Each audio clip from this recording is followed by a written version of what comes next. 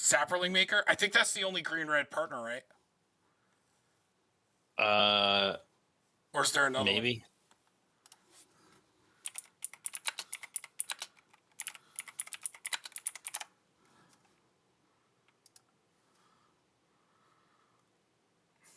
Yeah, it's just Tana. Yeah, whenever a time blade deals kind of additional player, create them anyone green sapling creature tokens. We would be mainly doing it for the colors. I mean, she still has a really strong effect. Because wait, doesn't, hold on.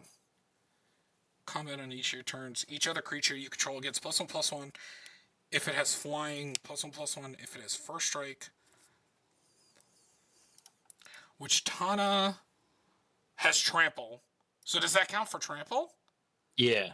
So Tana would get a counter. She'd go to 3 and make 3 tokens every time. well, it's not a counter; it's a +1/+1.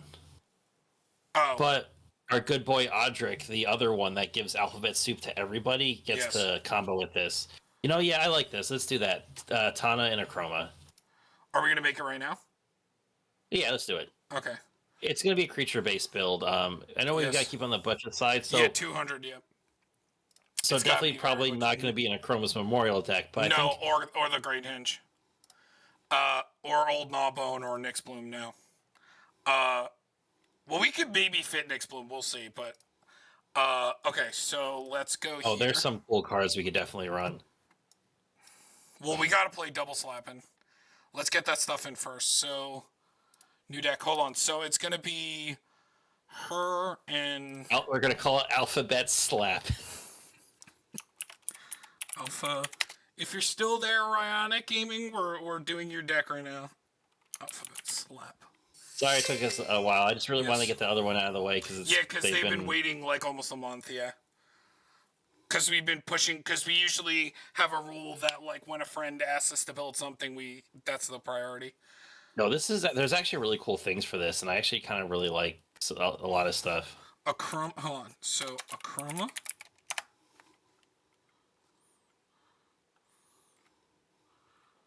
Okay, so this is Set Commander and Tana. I believe it's best to run her, right? Just to get the red as well. No, I agree. Not only that, because remember all the Boros Angels too. Like, because Aurelia the War Leader. Oh, sorry. Hold on. I meant to do this. Okay, but first let's get the Odric. Yeah, Odric. Which we could play both, I guess. Because we're not playing blue. So there's an enchantment version called Concerted Effort. And then concerted effort. You said concerted. Yeah, it's right down up. Sorry. Wait, you saw it? Yeah, before there's Under the Fence. So it's basically Odric's ability. And we want to play Zatalpa? Yeah.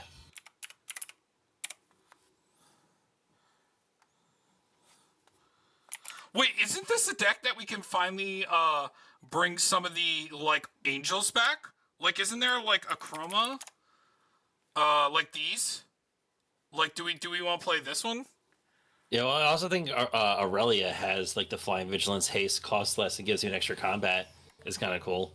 But do you want to play any of these first?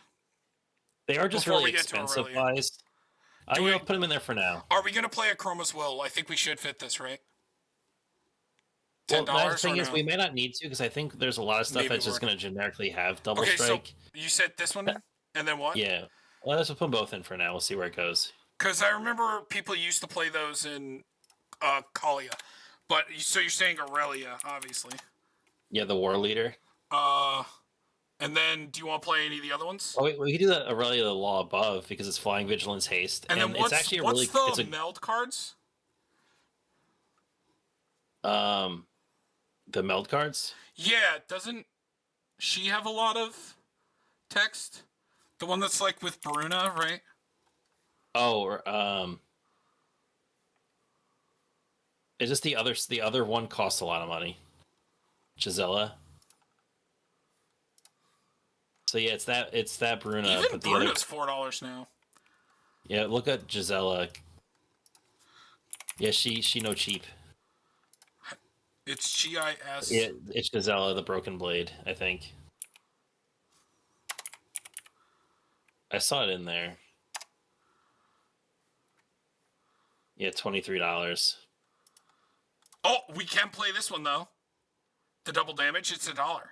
Yeah, we could. We don't have to remember. It doesn't have to be angels. Right. All right. So Because what stuff do you have? So Samut, Voice of the Descent, has double strike, vigilance, and haste, and gives other creatures haste. This one. Yeah, so it's giving them haste, which is another keyword that's on the thing. What is this one? Whenever your creature you control deals combat damage to a player, if that creature entered the battlefield this turn, draw a card. This is first strike, vigilance, haste. So it's not bad. What about like a true conviction? I would say we could run the archetypes of these colors because the archetypes also give all of your creatures those keywords. Makes sense. So yeah, just look at the archetype.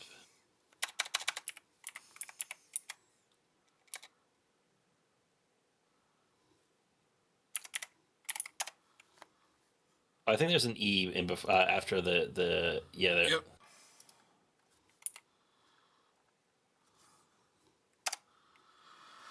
Okay. So the red one gives everything trample, the white one gives them all first strike, and the green one gives them all hexproof. Which hexproof is one of the keywords. Yes. Do we still want like a true conviction or anything? I feel like it's still double strike lifelink. Oh yeah, we could throw it in there. Okay. Also, is this like overwhelming stampede deck? Maybe. And because I think we're gonna make things big. So I'm also thinking Rich Cars. And Return of the Wild Speaker. We would get it. We would get it after combat. Yeah, but that's fine.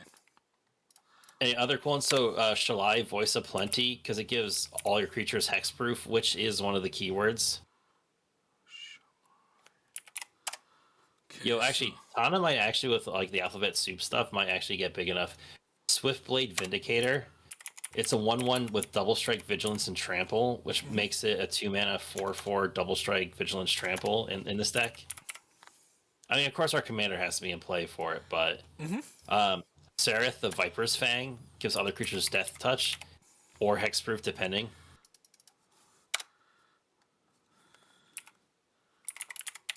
Oran Frostfang?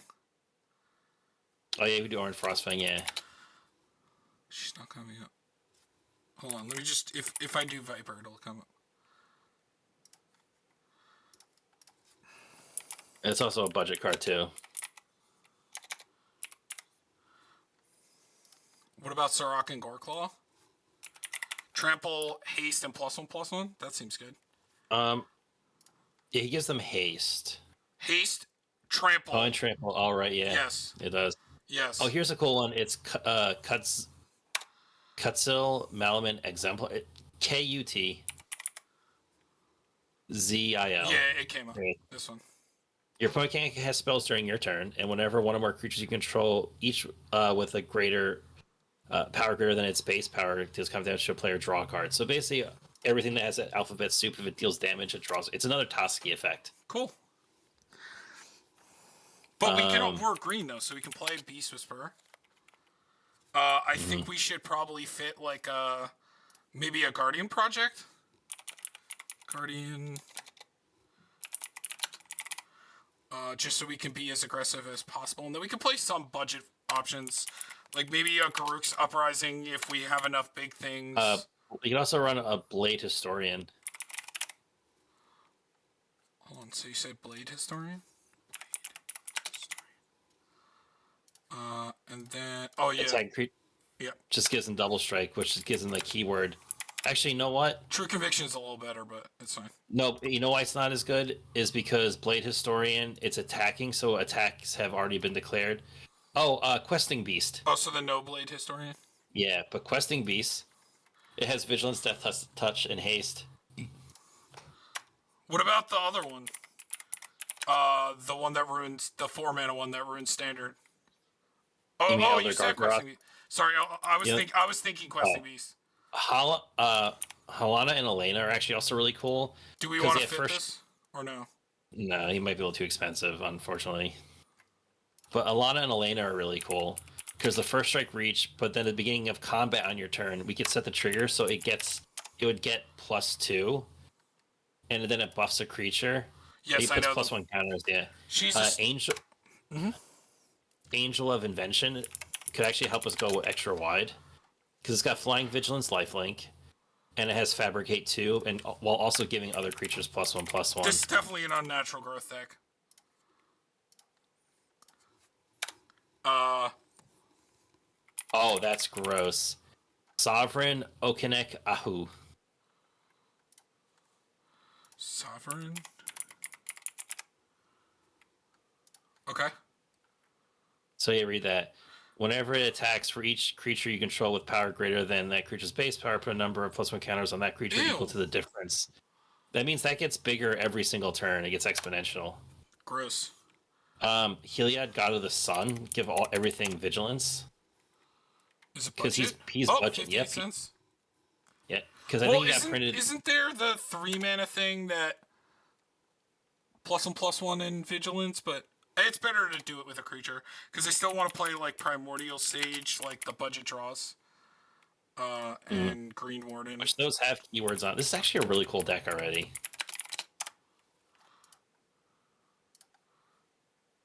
Oh, sorry, Soul of the Harvest is what I meant. Tom, you ready for this? Mm-hmm. Rakra, son of Raga. Oh! He's a 0 mana first strike managed trample, so he's a 3/4 for 0 mana. Wait, say it again. It's how do you spell it? It's what? ROG. RG. There he is, son of the top one. Oh wait, someone just messaged. Hello, how are you doing? We're building. What's going on? We're building. Alphabet Soup. This one? It's a new. Yeah, that one. What about the 1 mana dog? No, that one doesn't have a lot of keywords, right? It just gets big. No. Shrike Force. I'm also doing pretty good. Thanks for asking. No problem. Hello. Thanks for coming out. Here, let me show the... Here, so we're building... We got a request to build Alphabet Soup Tribal with this commander as the theme, and they told us that we could pick any other partner commander, which obviously we thought one of the... Oh! Jetmir? How expensive is Jetmir? Right? Isn't he fucking insane? We gotta fit that. We gotta fit that, right? Yeah, no, I was about to say Jetmir is actually kind of gross. Yeah, that's insane. But yeah, so Jetmir with attacking tribal and caring about like flying and like this is the colors for it. Like, this is the deck so far though. This is the maybe board for things that are a little too expensive. It's going good. Thanks for asking. We actually just built this, which is the Lara Croft Tomb Raider as a legendary artifact and land tribal. It's probably the worst land base that we've ever built for the fun of it. Like, look at this fucking garbage. All these legendaries lands. Majestic Miriarch. So he's kind of like a reverse Alphabet Soup. He gets everything that our creatures have. Majestic Miriarch, you said? This thing? Sure. So we mostly stream like us building MTG decks, mostly Commander, ones that have been either suggested to us by friends or if we have an idea, and then we usually is a easy way to record video for posting to the YouTube. Yes. So we haven't really done any other really game streaming. Oh, thanks for following, by the way. I didn't notice that. I don't know why it only came up on my email, but I saw it on there. Oh, yeah, I don't know why. Yeah, it alerts should. Yeah, it should have showed it because it says first time chat, but I don't see where it says follow. But thank you. It's usually every Wednesday. Yep. Hey, we're building your deck right now, so good time. Honestly, this deck is really cool so far. Yeah, this is what we chose because even just this, like, Tana gets to make 3, and obviously, we got some fun ones already. This is what we got so far. You told us the $200 budget, so there is some going to be some a little bit pricier because obviously Jetmir is going to be insane. But this is what we have so far. And then obviously this is like your win con, I'm gonna say, because it gives everything. So it like combos really well with your commander. This gives all of the effects to your creatures, so then your commander like super buffs everything. And then we're just looking for stuff that has a lot of different keywords all around. Yes, so obviously double slap and no napkins in there. This could be really fun. We're playing all the budget draws. What are your thought about using custom stuff for your channel? Like what? What do you mean? Probably like when they want like special emotes or like when we do. Oh well, we plan on. Well, so here's the thing. So we actually have the ability to do that, but like Derek's been a little busy because he's having a baby, so we haven't really had time to like sit down and set up like because we are actually affiliate now. We're not like partnered yet because that's the next tier, but we are Twitch affiliates, so we technically can have emotes and stuff. But yeah, Derek did all the logos and stuff, We haven't. Yeah, I threw it together real quick. Yes, yeah.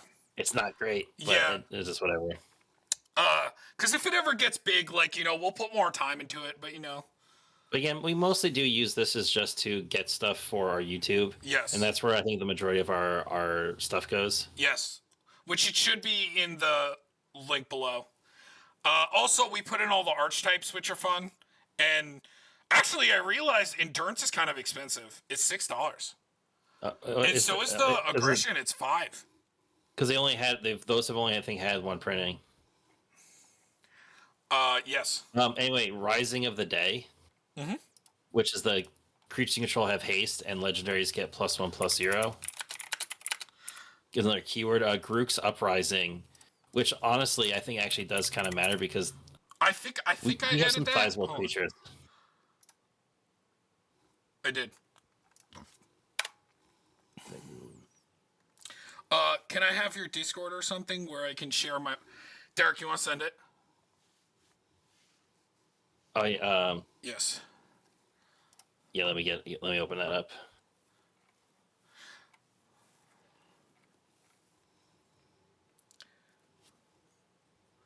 So, we could fit Iroas if you're okay with that price of a card. Because obviously we should fit Iroas, right? He is going to be a large majority of oh, actually, Derek, look, $12. It's not that bad. We should definitely fit him. No, 100%.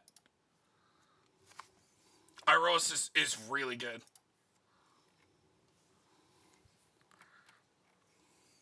How much is, what's the other one? Dolmen's Gate, right? Is that the name of the card? Yeah. It's more than Iroas now. Yeah. Maybe board. Because it hasn't been printed as often. Oh my god, dude! Akroma's Memorial would be so good in this. Yeah, but we can't unfortunately fit it. Again. Yeah, I'm gonna put it in the. Do you know this card, Ryanik?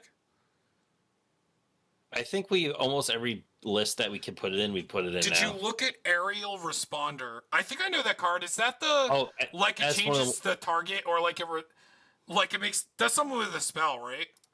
I thought Aerial Responder just has like 3 different Or no, I was thinking Strike Force. Yeah, Aerial Responder is the counterspell. This thing.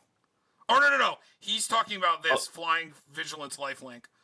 Okay, yeah, seems fine to me. Also, there's another one. It's called Strike Force. It's Flying Double Strike Vigilance. Yeah, these seem really good in this deck because they deal a lot of damage. Buff them up to it'll buff up to a 4/6 for like 3 mana. Strike Force? No, Strike as in it's SHRIK. Strike like a bird. Like that? Got it. Yeah. Okay. Yep. We also have because we might be very attacky, like you think we could try and fit Toski in there as well? So I already know we have. She's asking for a Discord username if you want to give her yours, Derek. Well,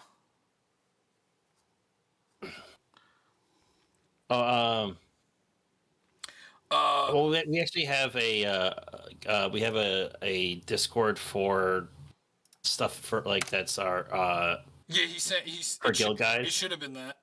So yeah, that I sent it there. Did you say Toski? We should play Toski. Yeah. Oh, Crystalline Giant is another good one. That's one that puts like a random like effect counter on something. It's beginning of combat your turn. How do you spell Toski? It's it's like Toski.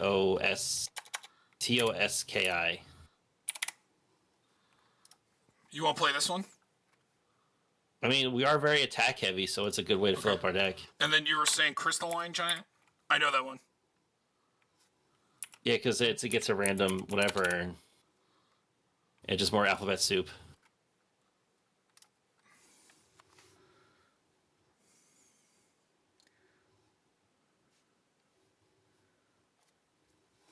Yes, we love the Crystalline Giant.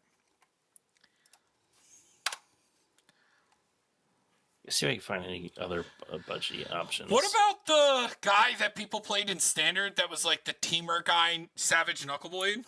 Or is because you have to play mana, is that bad? Is this bad or no? Or no, this isn't the guy I'm thinking of. We also can't play it with the colors. Oh, yeah. This isn't the guy I was thinking of.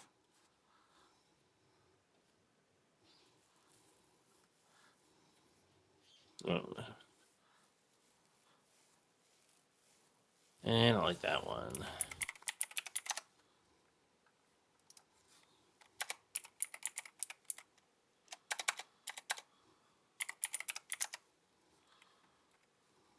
Oh, this is kind of a cool one. Venerable War Singer. It's 3 mana, 3/3 with Vigilance and Trample. And whenever it deals combat damage to a player, you may return target creature card with mana value X or less from your graveyard to the battlefield, where X is the amount of damage it dealt to that player. Cool. So just a cool way to get some stuff back.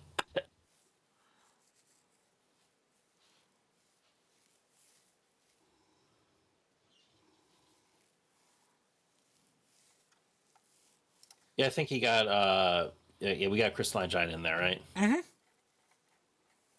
Right there.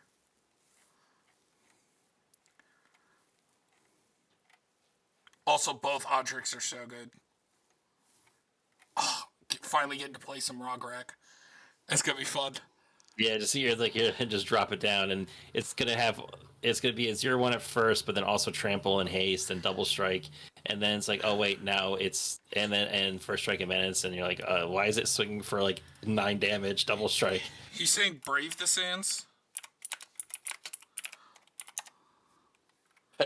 I would prefer the one that gives your creatures +1/+1 for 1 more, which is like, isn't it like Day of something? Well, it's each you control can block an additional creature. That's actually, hold on, because our commander, all of our buff abilities are every combat, not just during theirs.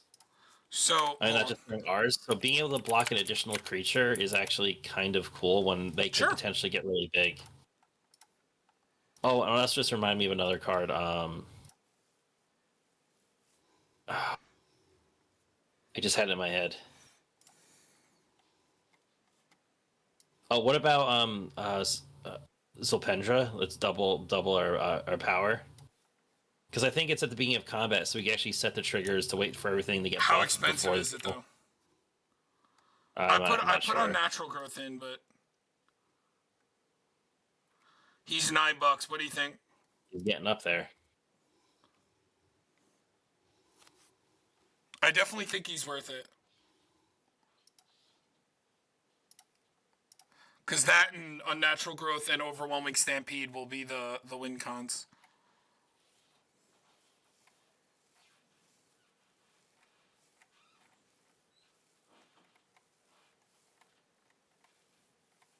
Nope, thank you. Okay. Do we want to play any of the equipments?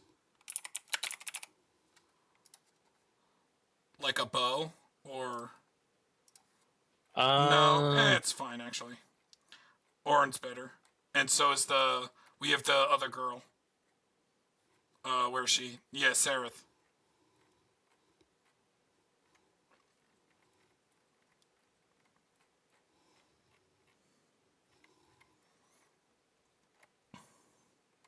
The one I actually think I would really like is Sword of Vengeance.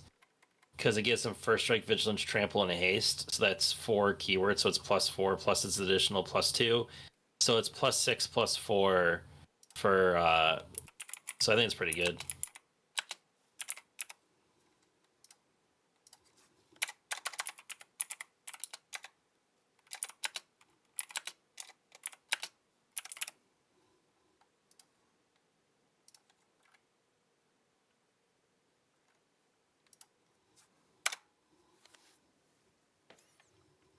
Eater of Virtue? What is that again?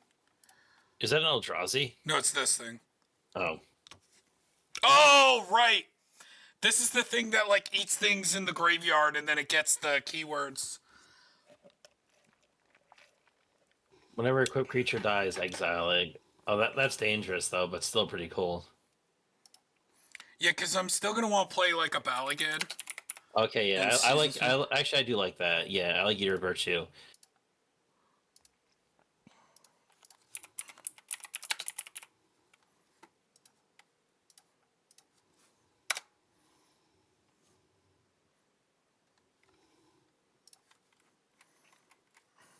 This could also be a Helm deck.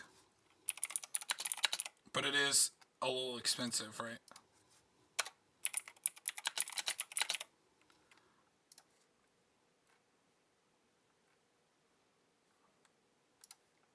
I think we fit it.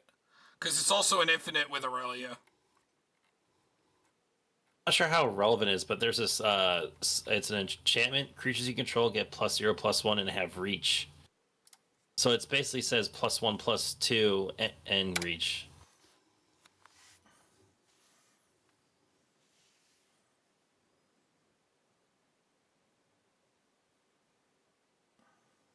Or just Culture Complete. Isn't that expensive? No, that's not so bad. That's actually not a terrible idea because it has a bunch. It's a lot of keywords. Yes, and even just playing it, you can just let it be the token. Mm-hmm. How much is Batterskull?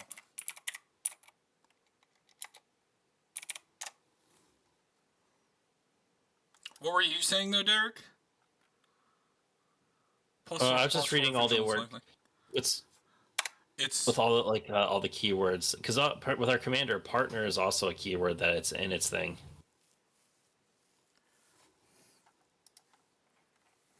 How many creatures have we put in so far? Can you scroll down? Just take a look. What if we start moving into like getting our ramp and stuff in there? Yeah, which we could do. We could do some lands for this one.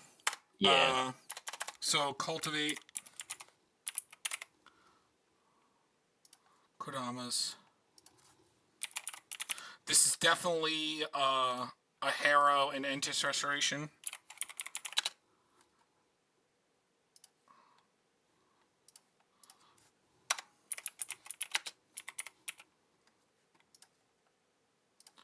Wait, Derek, what's the guy that when he enters, he could put a shield counter on something?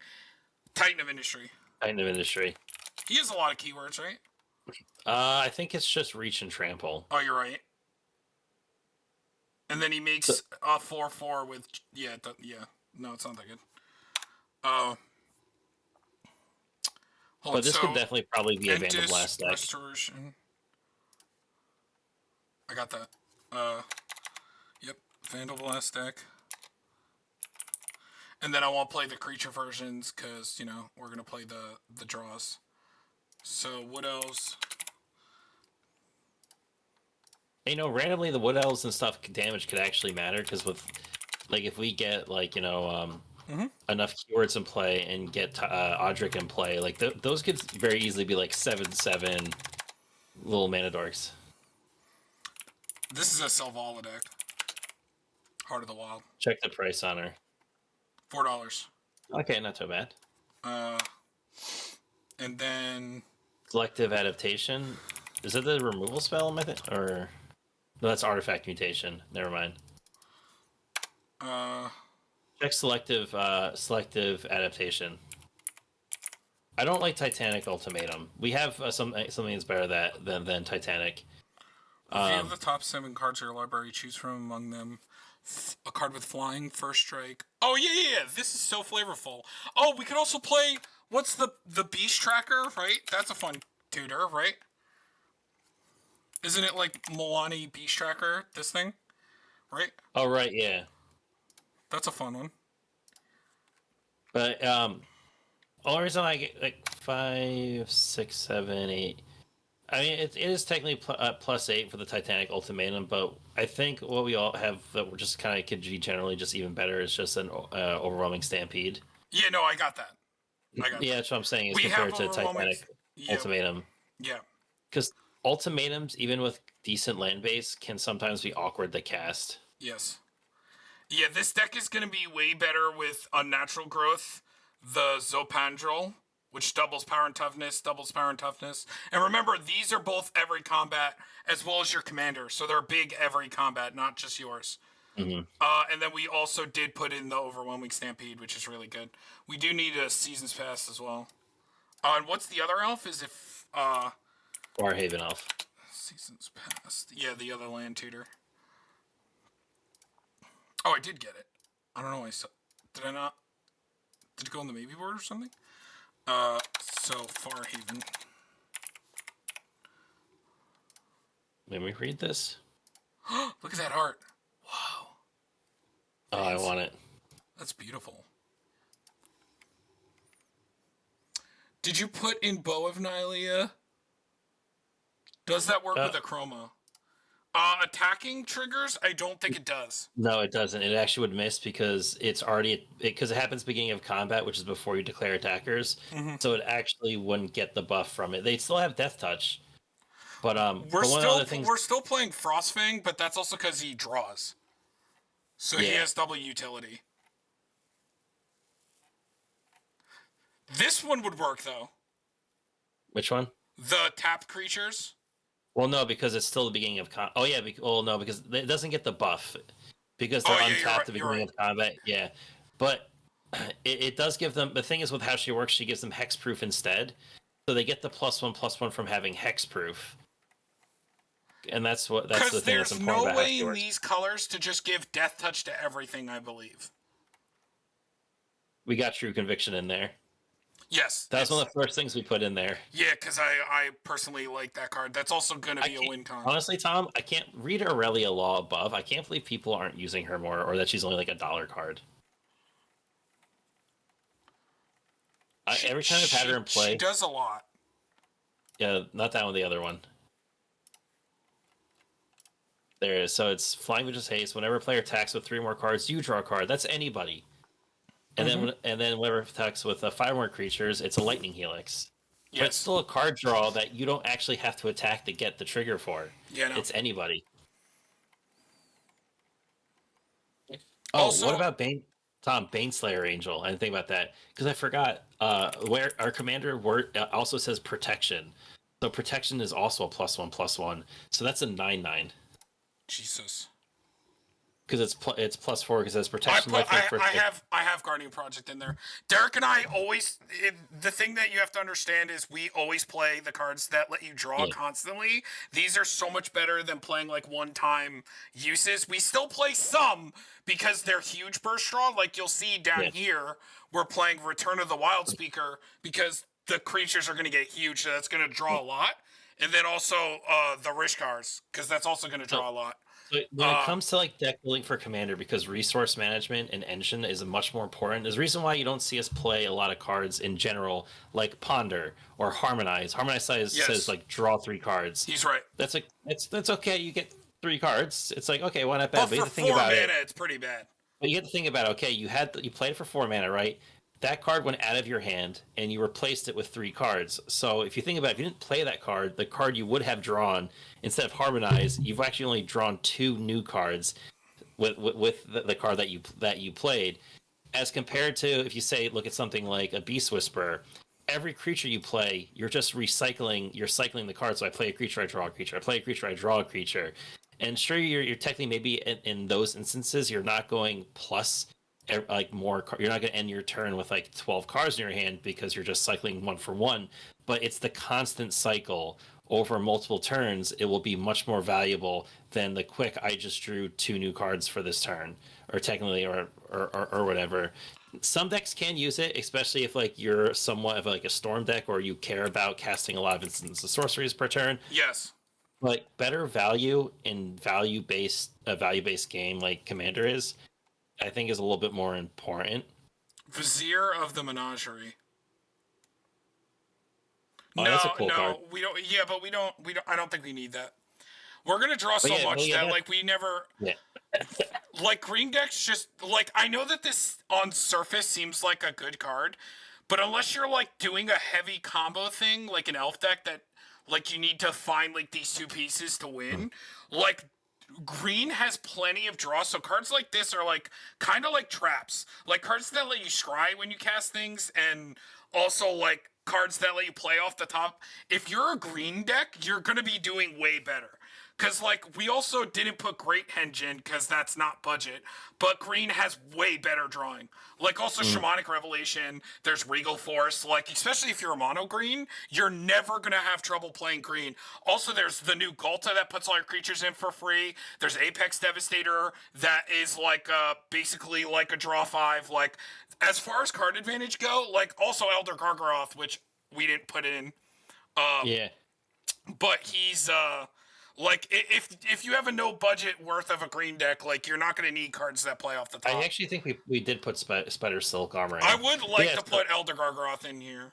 But yeah, I agree with Tom with like stuff with Vizier. Vizier is actually, I think, much for like your glass cannon. Like, so I play stuff like that in my Druid deck. Well, that because yes. every single draw, like in that type of deck, every single inch of value I could get because there's a lot less burst. It's much more fast. I'm gonna go off as fast as I can. So I don't have time. I don't have time to wait to play Regal Force on turn 6. I'm looking for the most effective early game, but because my deck is very low to the ground and it's meant to do that. So cards like Vizier have their place. I just think they're much better. We also got a better one. There's the one that lets you tap your creatures for mana. What's that called? I forget. We got a better one. The only argument is that Vizier lets you draw when it enters with Beast Whisperer effects. That's the one argument you can make. But I actually think that this other card is just strictly better. Oh, real quick, Tom. Unbreakable Formation, Boros Charm. Let's get just some protection-y spells in there. That's $3. What, $6? No, Unbreakable That's Formation is $3. Check which printing that is. Doesn't seem right.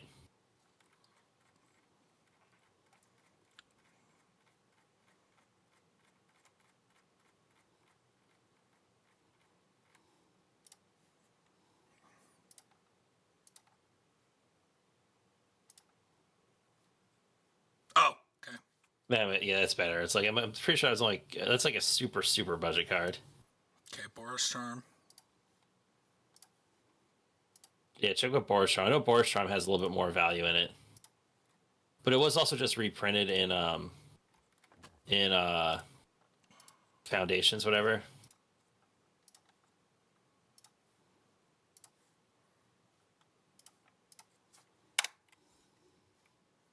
Elven Chorus, that's it. Yeah, I think that card's better. Even though you don't get the value of it being a creature, like getting to tap your creatures for any mana and then getting the same effect is strictly better. Because then there's also decks that combo with this card. Like there's Weird Inspired and some of the new saddle cards that care about being tapped. Like that. This has a lot more utility.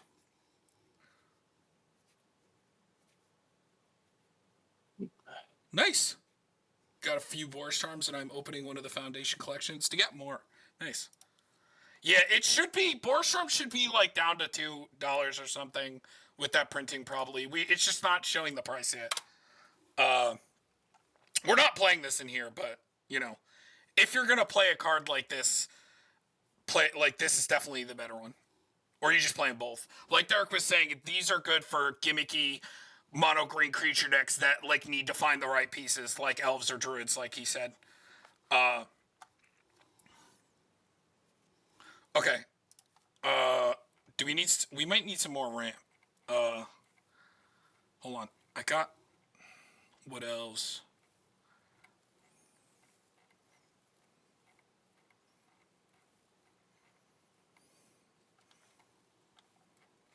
Do we want to play some interaction?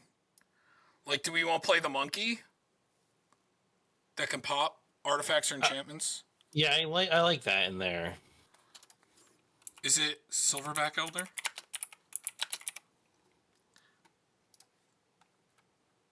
Mm-hmm. It's $6, but man, it's fucking strong. We'll see where we have to go on price and stuff. Yeah, but the lands we can make work. Outlaws Merriment worth running. What is that? Outlaws.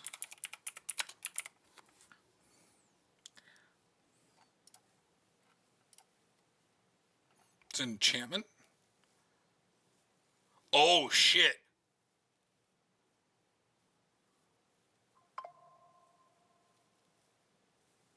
So it just makes so you know it's kind of like an Assemble Legion, but with more text on the like keywords on them. So do you get one?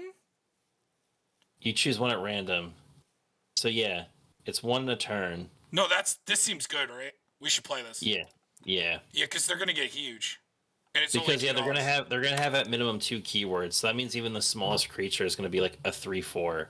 Oh, aura / artifact mutation. You know, Derek was talking about those. Oh yeah, that's the thing that removes and you make a bunch of tokens, I think. Or aura mutation. Yeah. Oh, and then it's what's the other one called? Or is it artifact mutation? It's the same thing. Yes. Yes. Okay. We could do like a Stroke of Midnight, Generous Gift, Beast Within. But we don't need too much removal, I don't think. I just think Beast Within and Generous Gift is fine.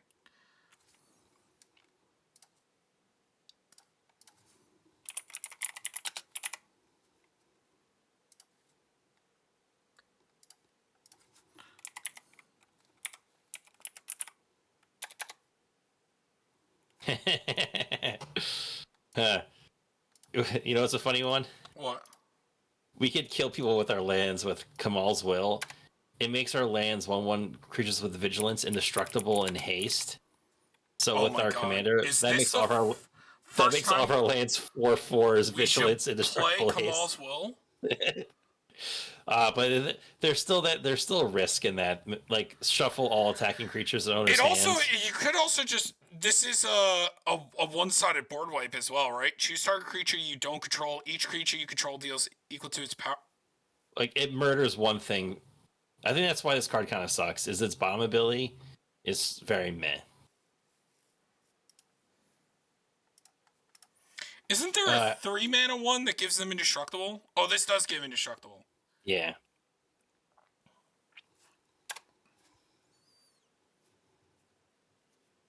Oh, Naya Charm?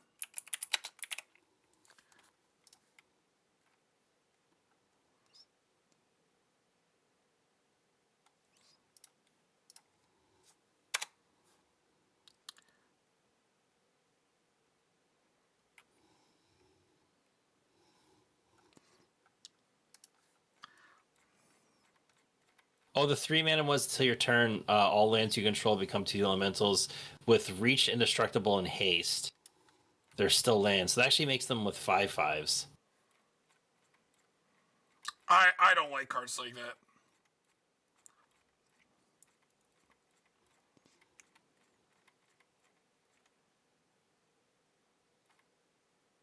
All right, I think we start adding lands. Or yeah, just doing another quick look. Yeah,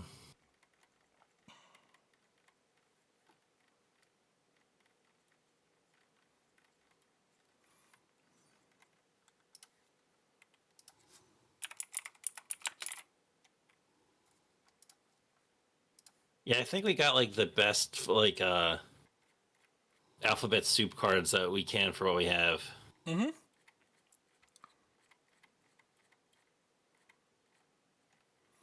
How much is Vigor right now?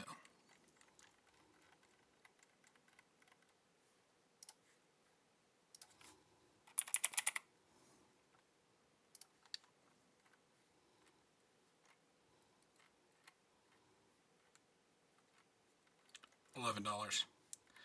I think we should play more ramp as well. Hold on. Let me check down here. I don't think we're playing that much. Yeah, I only got 1, 2. We got Cultivate Kodamas, Entish Harrow, so that's 4. 5, 6, 7, 8.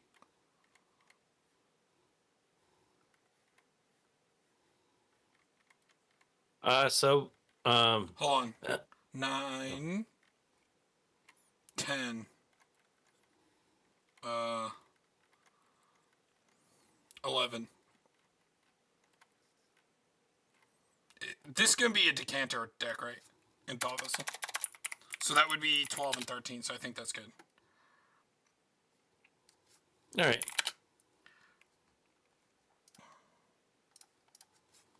All right. So we should get into lands. I'm just seeing this. Okay.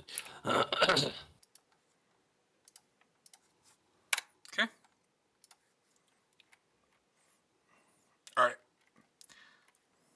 What are we thinking for lands? We're at 174 right now. So temples.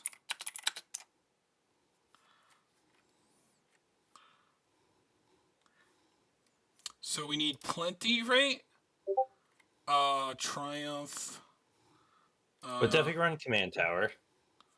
Yes, Temple of Triumph and which one are we missing? Abandon. That one. Yes, Command Tower.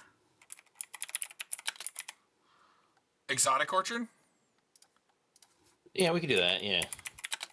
It's a 3-color deck.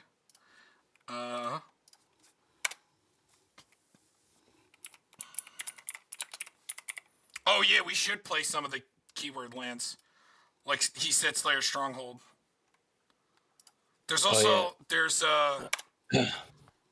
like a double strike one, right? It's Slayer Stronghold and is this something Battlement? He said, is it Sunhome? Is that? Yeah, it's Sun. Yeah, that's what it is. It's Sunhome something and Sun Gnome. Yeah, Fortress of Legion. We could do Jungle Shrine as our budget Tri-land.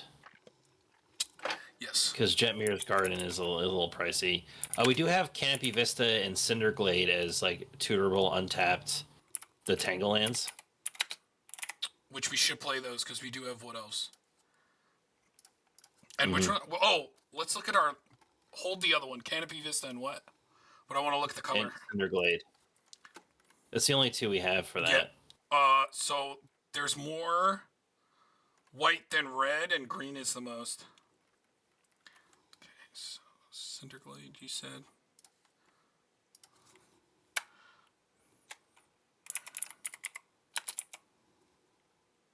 Okay. All the green ones are fine.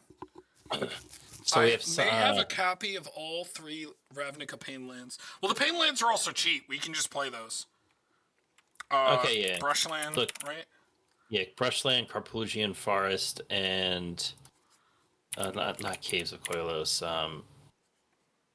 What's the red one? Battlefield Forge. Also, we can play the Innistrad lands now, right? Their budget. We can check to see what they are. So it's Overgrown Farmland. I think they all got reprinted, so. Yep, $3. Rockfall Vale. These are insane. They're better than the Pain lands. What color are we missing? Green, white?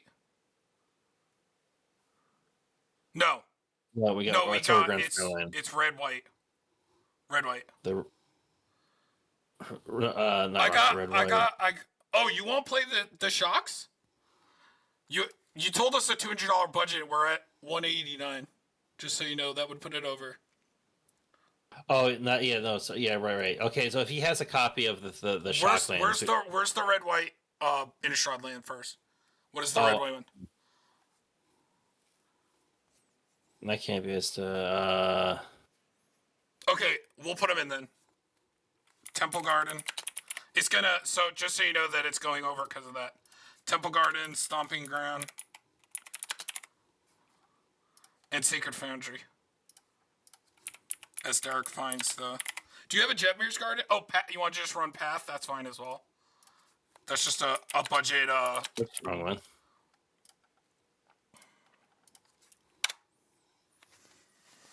It is... Sundown Pass. Actually, that one's actually the most expensive out of all of them. Is it really? Yeah, I think that's the one of them that... We don't need it either. That's our least played color, so we can just not play it. Because it doesn't have green, so... Forest. Mountain.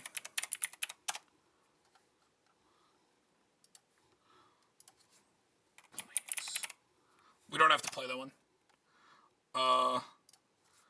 Do you have a... I do not have Jetmir's Garden. Okay. What about a Yavimaya Cradle of Growth?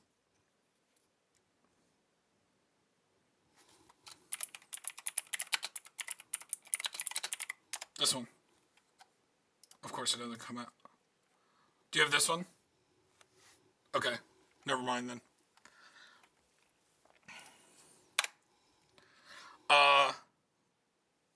It's not so bad. Your land base is good now that the Shocklands are there, so... Also, maybe we swap the Harrows for the, or the Harrow for maybe like these for like a 3 visits, and...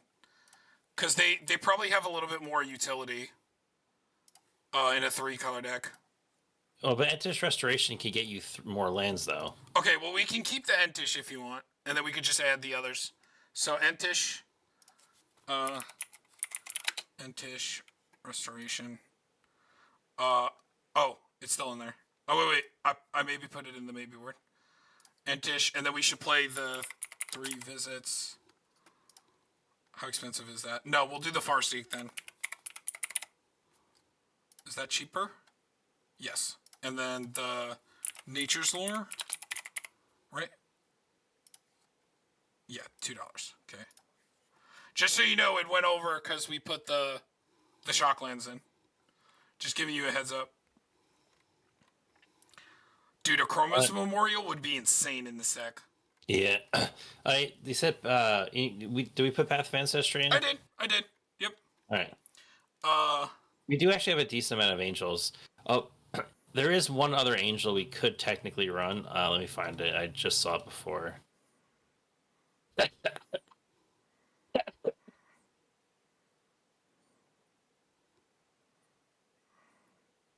How much is the white? It's called Angelic Skirmisher. At the beginning of each combat, choose First Strike, Vigilance, or Lifelink. Creatures you control gain that ability until the end of the turn. Yes, I know this one. I want to open an Akroma's Memorial so badly in Foundation. That card would be fucking insane in this deck. We have it in the maybe board for now, because it's like... We technically could have fit it without the Shocklands.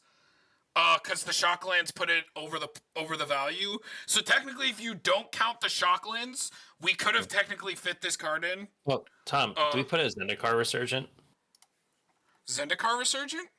We have a lot of, like... You're right.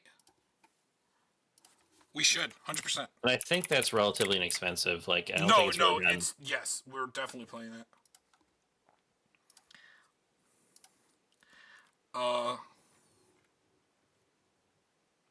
Doubling Season was my pre-release promo foil. Sheesh, that's pretty good. That's not pretty the good. cat one, right? Yeah, not the cat one though, right?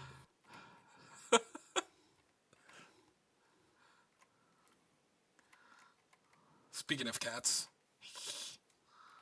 Where that's actually at? Is there any more lands we want? One second. I just want to see how much the new doubling season is. Oh, so the cat doubling season that Marty wants to showcase. It's not the cat one. He said. Yeah, it's $248 for the pre-release price, and the fractured foil is $450. Shit. Shit. Crazy.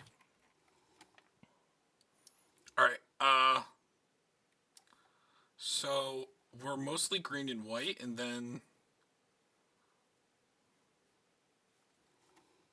with a splash of red. So we need a lot of green.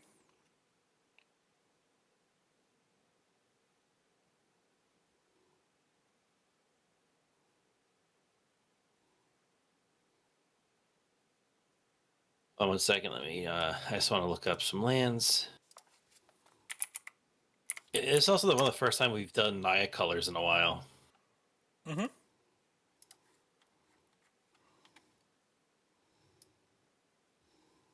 Naya's disgusting right now. Gruul in general just became one of the best colors in Commander at the regular level.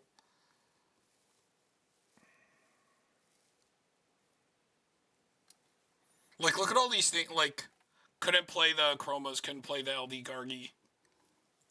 These would be good additions eventually. Obviously, Akromas is the wet dream. Flying, First Strike, Vigilance, Trample, Haste, Protection from Black and Red. Do you know how much plus that gives? Yes, Gruul with anything is good now. Correct. This is what? A plus 1, 2, 3, 4, 5, 6. Oh. That's a plus 6 every turn. Wait, Tom, we're a creature-based deck. Gaia's Cradle. Yeah, we'll fit. Yeah, it's 7.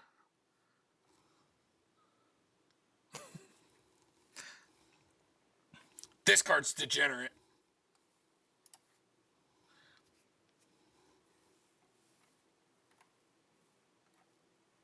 I don't think there's any other interesting utility lands that we can run. Gizemwa. Sire of the Seven Deaths? What is that?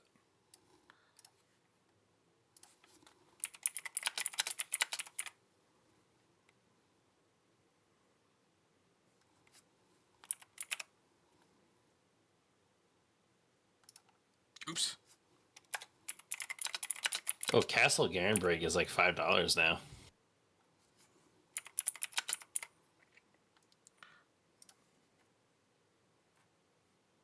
Oh, this guy? First Strike, Vigilance, Menace, Trample, Reach, Life. Yeah, I mean, that's got to go in there. Oh, I'm surprised it's that inexpensive. Well, I think the other version's expensive. There's the fancy artwork where it puts all its effects down the middle. You know what annoys me about this card, though? Unless you count the number of letters in Eldrazi, it only mentions 7. There's only 7 on it 6 times. So it's 7 in its name, 7 for its mana cost. It's got 7 abilities. It's a 7/7, so that counts as 2, and the ward has 7, and it mentions 7 6 times on it, unless you count its creature type, which is Eldrazi, which is a 7-letter word. Mm-hmm. But I don't know if that counts, so it annoys me.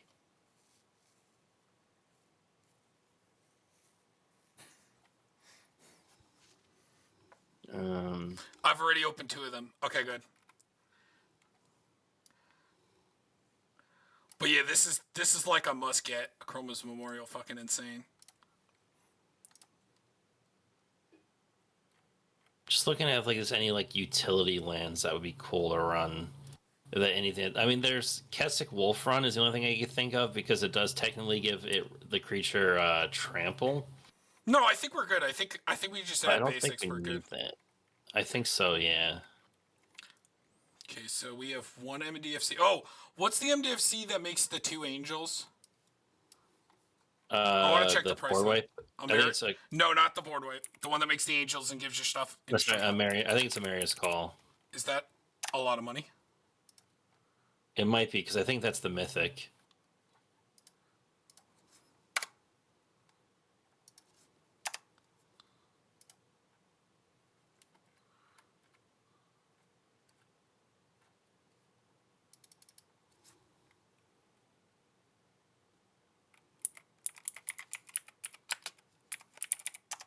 It's not coming up. There we go. Yeah. Oh, it's only $2. Yes, we play that. Okay. You know what we could actually do? What? It actually might sound a little weird, but Care Keep. And the reason for it is 2 mana makes a 0/1 Cobalt token. Okay, so we spend 2 mana, we tap it, we make a Cobalt. But with Alphabet Soup that we have, it's probably really easy to end up them getting 4 to 5 keywords on them. So it's 2 mana to potentially make a 5/6 from a land. It's one of the weird times where I think it actually, because of how many keyword sharing that we have, that I still, even if we get it to 2 power, having it making a creature every single turn with it, I still think is worth it. Okay. And if we have anything else that like bumps it even more, it's just they're just going to get progressively better the better the deck does. And then at worst, it's just making a 0/1 chump blocker every turn. It really needs to. So I'm just thinking, just like another random, just like a little utility land. We could also run Castle Embrith, because that's budget 1, and just take on a mountain for it. Just because if we ever really need to, just gives our it's only creatures +1/+0, but maybe just that +1 matters.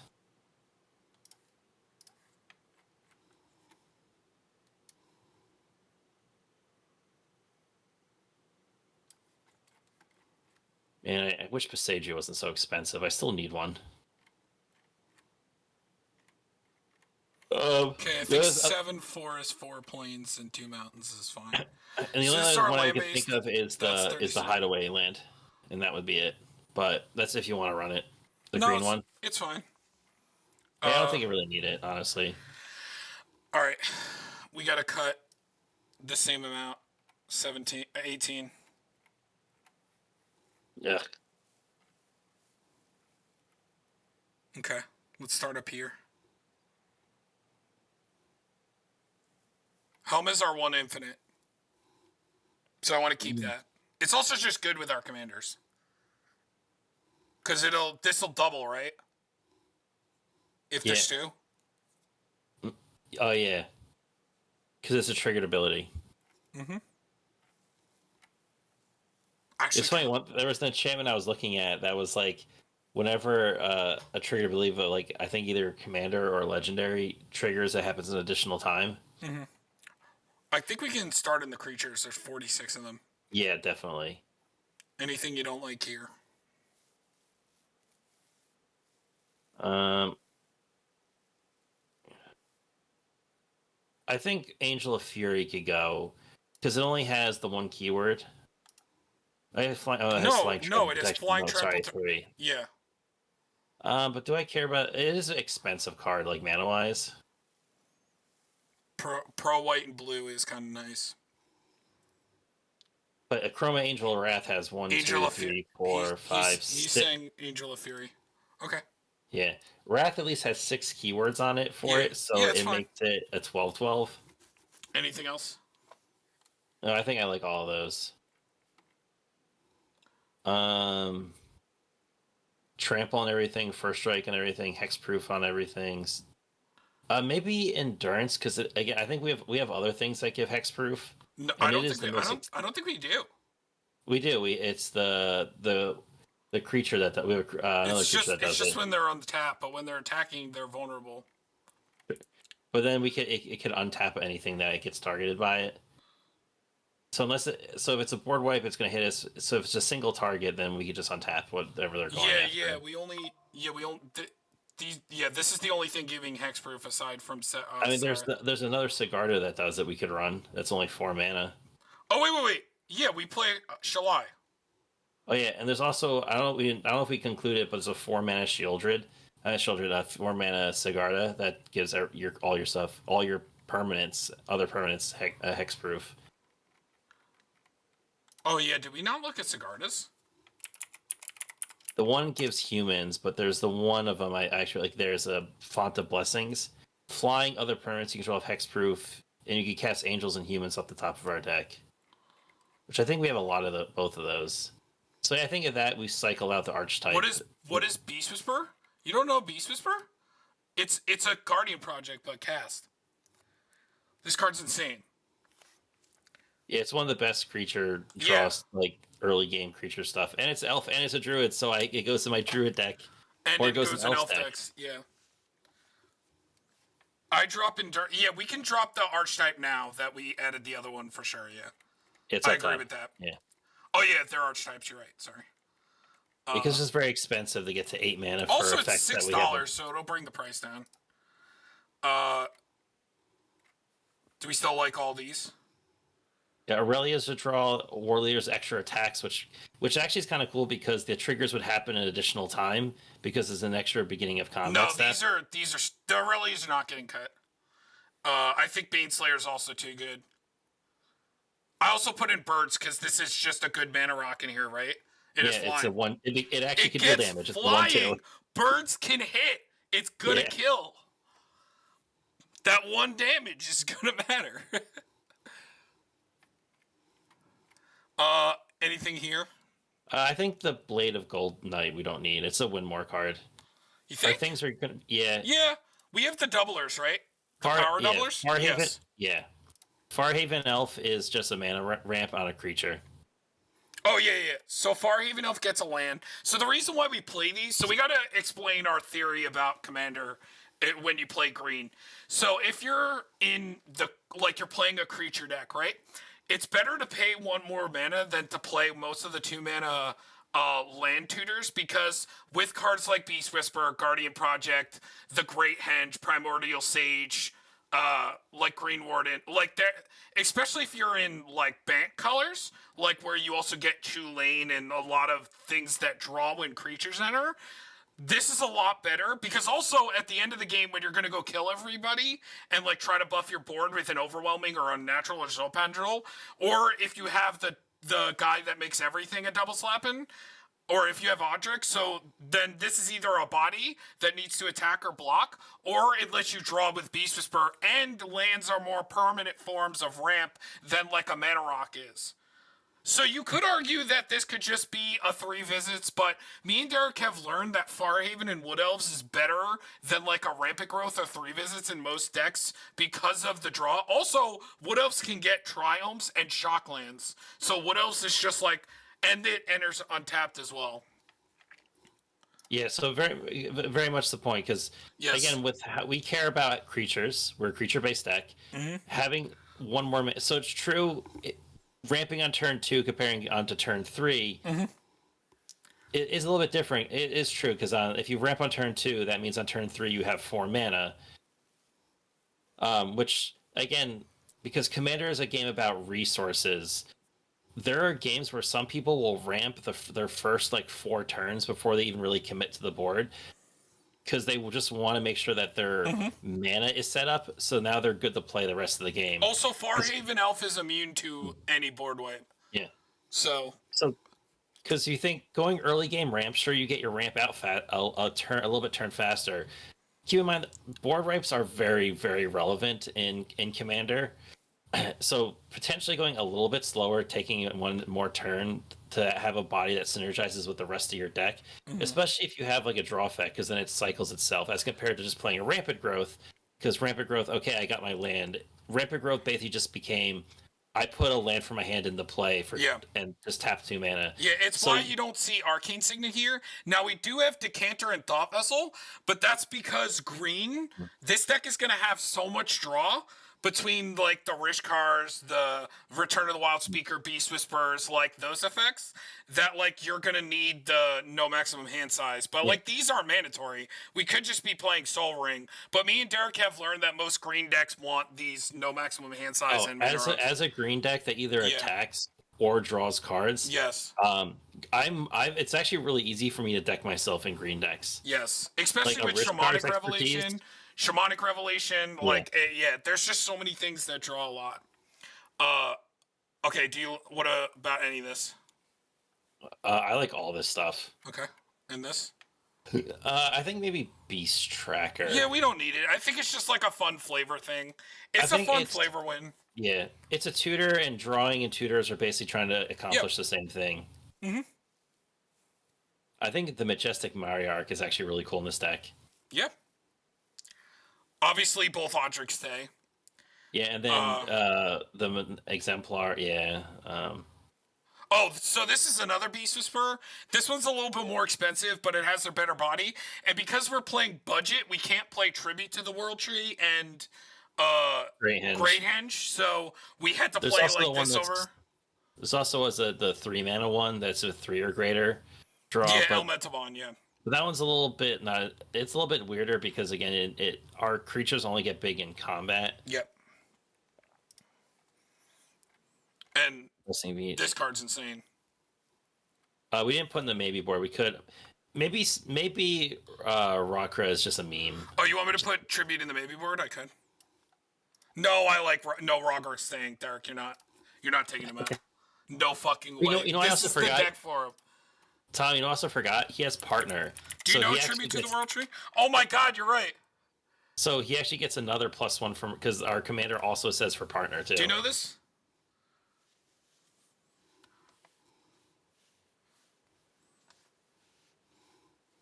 So yeah, we'll put in the maybe board. Yeah, I'll put this and Great Henge in the. Yeah, Tribute. I love Tribute. I remember. And obviously, the Great Henge is the best drawer ever made. Obviously, this is the best one ever the World Tree first came out, it was super budget. Nobody really cared about it, and I actually picked up like 2 foil like full arts. But this isn't in the budget. This would have been a quarter of the budget. But upgrades. Yes, that's but hey, Great Henge down to 50 and not 80. Wow, you did it! Congrats. All right, so we were like around here. Yeah. Jetmir's insane. Do you know this card, Jetmir? Yes, it does. It needs correct reprints, like in like a commander deck or something. That's not like a $500 commander deck. Yeah, or not in a master set that the packs cost $15. Well, let's not put it back in a standard, but like put it in a cheap product. Yeah. Card's insane. We got the questing beast, which like is goated. Yes. Yeah, we like all this stuff. We like all this. Sima, the OG goat. We're keeping Rograk. I don't want to hear anything about it. This is our goat that we don't think people play enough. It's going to be insane in this deck because this is a high power creature deck. I mean, they seem to want everything in standard now. You're right. You're not wrong, especially when there's like turn 3 red aggro decks. This is a win con as well. Put 1/1 counter on each creature you control. If you draw this into the Zendikar Resurgent, the goat. Do you like all these? Yes. All this? Well, the one thing about Savala is that our creatures are big in combat, and then main phase 2, she's good. She's not good. Well, she's not as good in this deck. Yes, but Derek, it's not. It can be used whenever. It doesn't matter. I know. I'm saying she's still a broken Mana Rock. It's not like you're not wrong. Isn't our commander still like a? Doesn't she have a ridiculous power still? She's a 6, Derek. Yeah, that's not good enough. Making 5 if mana my is not good doesn't enough. tap for 30 mana, I don't like it.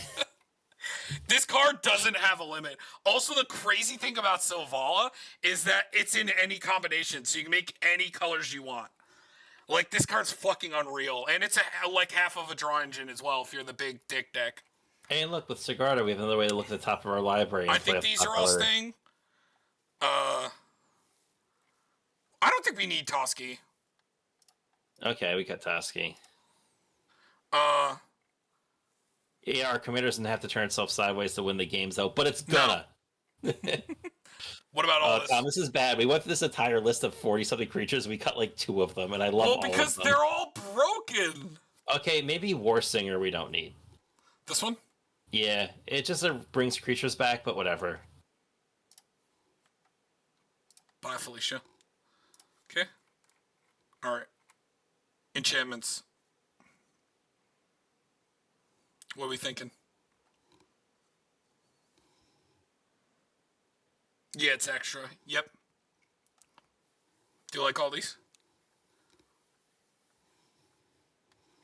Derek? I'm just reading all of them. Okay. You know, just because we are kind of hurting on space on the next list, I think Outlaw's Merriment might be the worst. You think? It does make it does make a cool creature make a cool creature with 2 Well, one of them only has one ability. The rest have two abilities because they all have haste. Now, Grook's Uprising's another draw, and I think Trample's really good. Right, but should we count how Oh, much but it's again, gonna... yeah, it's 4 greater, true. So it's 1, 2. Our commander is 3, 4, 5, 6, 7, 8, 9, 10, 11, 12, 13, 14, 15, 16. 16 creatures draw off Grook's Uprising. Okay, yeah, we can cut it. Even though with the trample, I guess we can just leave it to Sirach. Yeah, but I think half of our creatures also kind of already have trample, and we have the red archetype that gives trample too. Mm-hmm. Yeah, you said the same thing. Again, all winners here. It is. These are all good cards. You're right. Yeah, we are literally playing like these awesome win cards. I don't think we need Naya Charm. We have plenty. Like, we're not gonna be worried about them blocking. We don't need to tap their stuff. We're just gonna go through them or over them. Mm. Oh god, I love all these cards.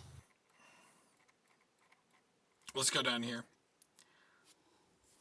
I think all this stays.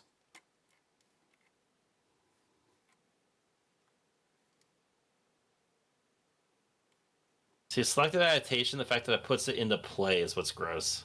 Yeah, and we have a lot of these keywords, so...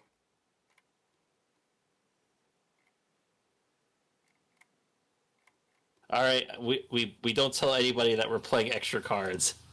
Oh my god. 11 extra cards? 11 cards. Alright, Tom, well, I'm gonna go home. Okay, I'm gonna say Eater of Virtue because I don't want to exile and lose anything. Yeah, I agree. No, we want to keep Seasons Pass. That's a big refill. That's Yes. like your emergency if you get board wiped or you need to get some bunch of spells back. When you're not running like a ton of recursion, the Seasons Pass and Balagant thing, Seasons Pass is the nut. Because if you know how this works, it's the different converted mana cost. So this can like +7 cards a majority of the time, and then it goes back in the deck.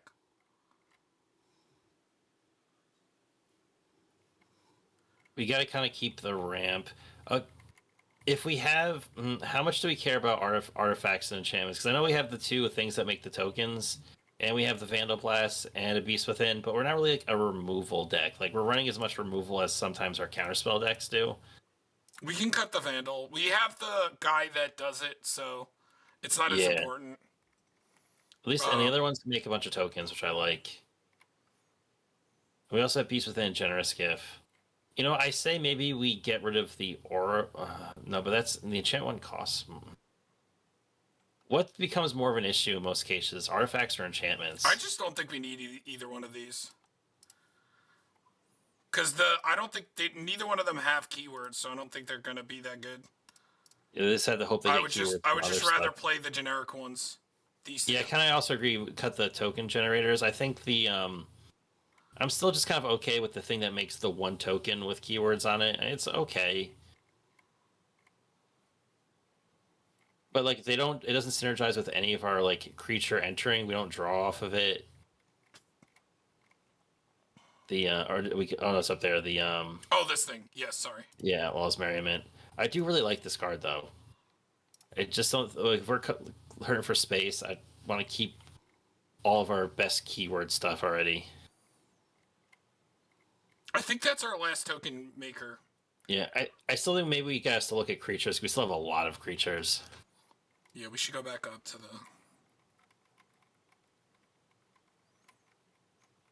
Do we still like the sword? And we don't have to run it. It's a big buff, but only on one thing. Akroma's Memorial would be so much better. Well, Outlaw's Merriment, if you're in like a Boros token deck. Yeah. No, like the one that we made, the one that when they attack, you exile the top card. In that deck, yeah, like Boros tokens Like that one or the Phoenix that gives you experience counters. No, there's a deck that plays that. I think I agree with the Culture Complete goes to. Yeah. Because like if the token gets dealt with, then we're not gonna do anything with. We're not gonna equip it.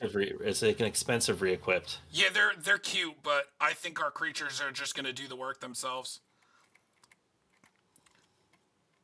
This deck would be fucking insane with that Akroma's Memorial.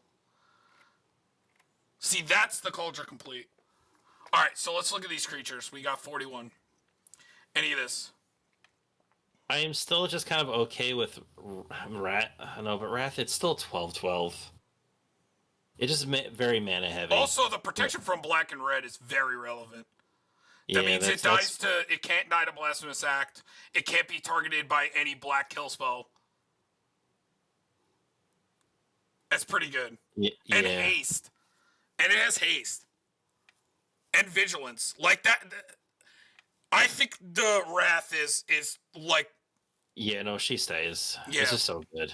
We only have to cut 4 cards, so it's not like, it's that bad. Oh, we still have Trample over here. I forgot. In Sirach and Goreclaw.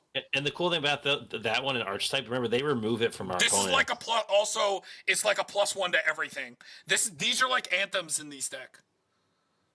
Mm-hmm. Doesn't that mean Helm of the Host should go? No, because we still have the combo. Also, Helm of the Host, you understand your commander, like the effect works twice, right? If you have 2 of them. And also, we have the combo with Aurelia, the one that makes infinite combats. This one. Yes, because you make a copy of Aurelia, and each Aurelia swings. And the funny thing about that is every time you enter a new combat with Aurelia, all your creatures do it. Yeah.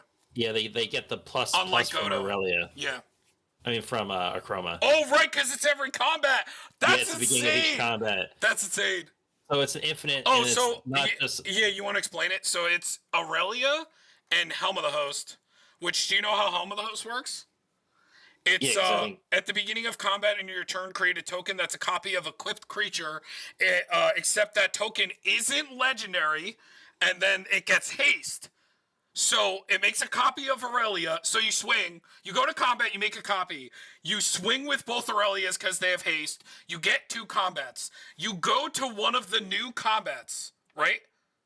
Now Helm of the Host triggers again because it says at the beginning of combat on your turn. Yeah, it's a 2-card infinite combo. And then remember, if your commander's out, it also works every combat like Derek is saying. So every single combat, same thing with Unnatural Growth, the one that doubles every combat, like that's going to happen every single combat. So your commander's going to keep giving +1 for each of the techs. With just Aurelia, it's flying vigilant. That's a +3 every combat. Yes. Boom goes the dynamite. Yeah, it's a 2-card infinite. Here, I'm gonna throw some other ones that it works with in the maybe board because it might be really good in here. But Combat Celebrant is another one. And Godo because it searches it. Yes, and Godo.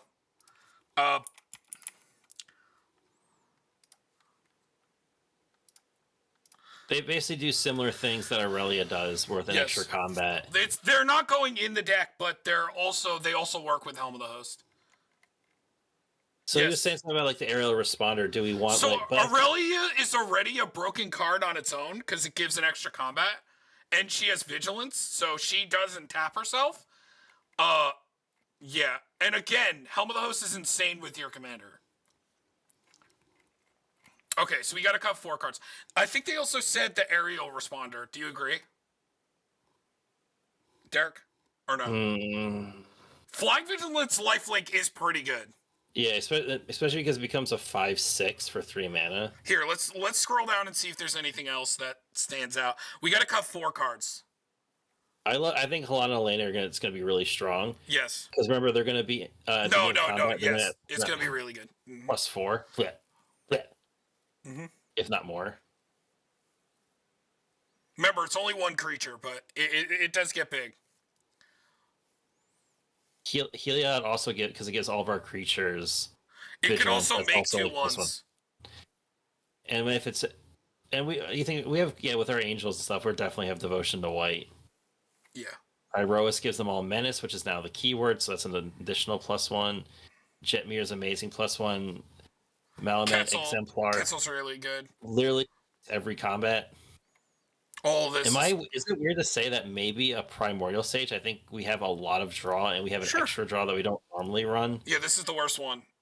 So what Quetzal does is that whenever you deal combat damage with a creature that has different power, well, the top line is what matters, but so during your turn, no interaction.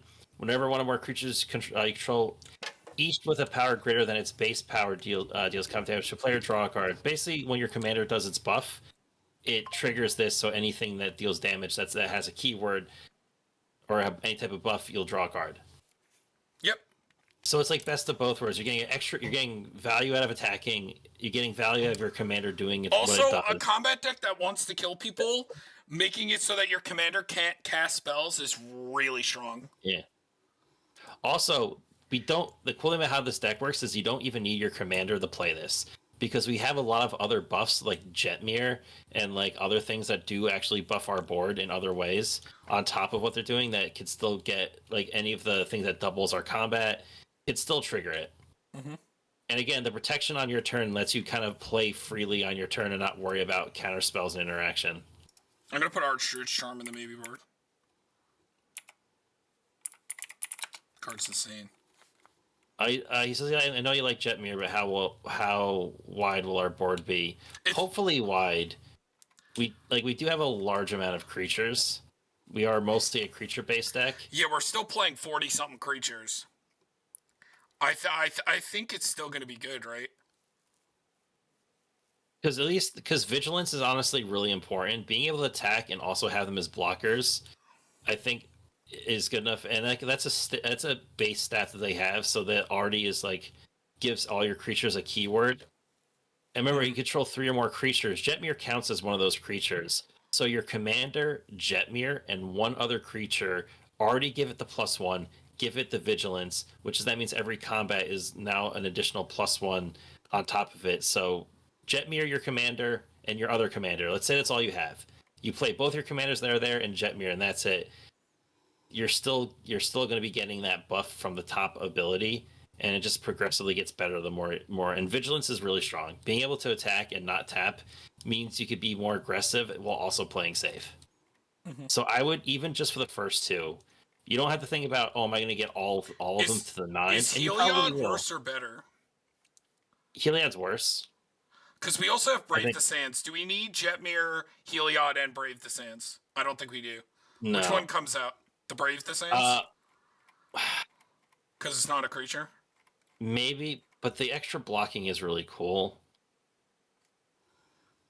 Because our creatures can get really, really big. Right, but the thing is, if our creatures are really, really big... Also, Heliod can't be destroyed. It's that one. And also, it can make the 2 ones, which can be used to attack.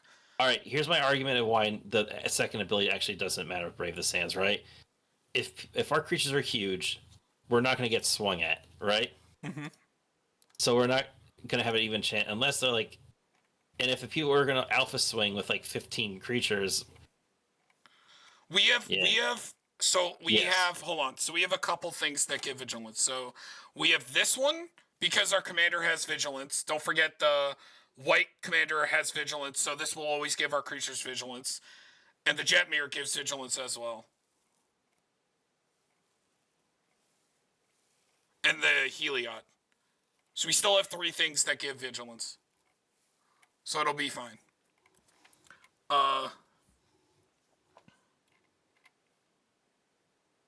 Oh, Heliod can fuel Jetmir. You're right. Yeah. You're right. Wait, did Zendikar go in? Hold on. Yeah. Okay, good.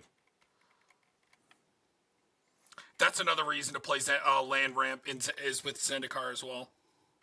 Maybe the Crystalline Giant is too slow. How do you feel about that, Derek? Let me just double check, because I know it gets a new counter every turn, right? Wait, scroll down. It is the beginning combat of our turn. Choose a counter of a random kind that doesn't have on it from among flying first strike. It is kind of slow. I think he's right. In 2 turns, it's only getting +2, right? True. But for a 3-drop, that's not bad, right? That's So colorless? yeah, it's also, imagine we draw it late game and we play it late game, and it gets a type on it. Yeah, I think you're right. I think it is a little too slow. Okay, so we need to cut It's one card. it's not a terrible card, and honestly could It's probably definitely work. still going to be a deck. creature. What's looking like the that angel that gives different your creatures X things. Let me read it again. See what the one angel go up.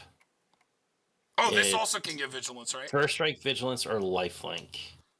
I think we have a lot of vigilance giving. It's going to be either lifelink or first strike, which are both relevant. Yeah, and I think we have a lot of that because we also have one thing that gives two things that give death touch. So the first strike is very relevant. Mm. The Birds of Paradise. No, I think it's a better ramp because it has flying. I mean, we could. Or just cut one of the 2-mana rocks, or... Because I think I would prefer the Bop in this deck, maybe? Or we could cut one of the no maximum hand sizes as well. Then it's Thought Vessel. I'd rather Decanter because of the color. I don't want to get mana screwed. Because I think Bop is actually going to be better here because it has flying. Alright, there we go. Alright, let's try it out. So it's 224. But the shock lands, the shock lands are like $10 to $15 a piece. Mm-hmm. So we are not counting those. We are a little bit under. Not bad. Let's do this. Well, we cut lands. So it's only two lands. 3 no ramp, no red, and 2 big drops. The program always has problems like this. This is fine. Yeah, we got a ramp. See what we draw into. Oh, we're going to draw nothing but lands on it. I believe Canopy Vista first. Let's see what we draw. Jesus. Oh my god, we're going to be on the all land draw watch. Okay, there's Aurelia. That's not terrible. Sacred